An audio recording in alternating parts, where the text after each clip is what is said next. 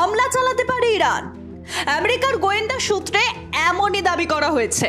আর সেই খবর প্রকাশ্যে আসার পরে তৎপর ভারত।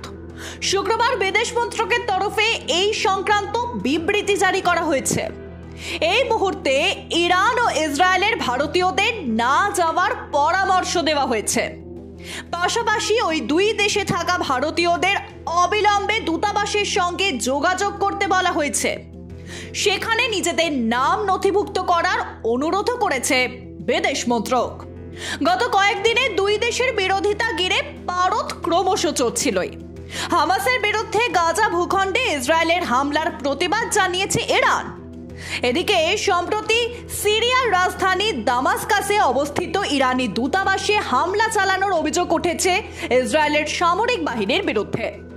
এরপর আর চুপ নেই ইরান, রণহুঙ্কার দিয়েছে তারা। এদিকে ইরান যখন রণহুঙ্কার দিয়েছে তখন চুপ করে নিয়ে ইসরায়েলও সেনাকে প্রস্তুত থাকার পরামর্শ দিয়েছে নেতানিয়াহু সরকার। ইরান ইতিমধ্যেই দুটি জাহাজ পারস্য উপসাগর এবং লোহিত সাগরে অবতরণ করেছে। এই জাহাজগুলির কবচ মিসাইল এবং ইউএভি নিক্ষেপ করারও ক্ষমতা রয়েছে। এরই পরিপ্রেক্ষিতেই ইসরায়েলের উপকূলীয় এলাকাগুলিতে সতর্কতা জারি করা হয়েছে। এদিকে আমেরিকার পাশাপাশি মধ্যপ্রাচ্যের দেশগুলিকেও সতর্ক করে দিয়েছে ইরান।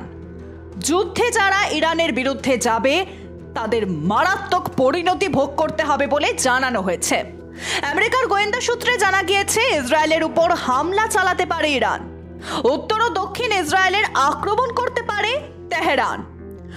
48 থেকে 24 ঘন্টার মধ্যেই এই হামলা হতে পারে।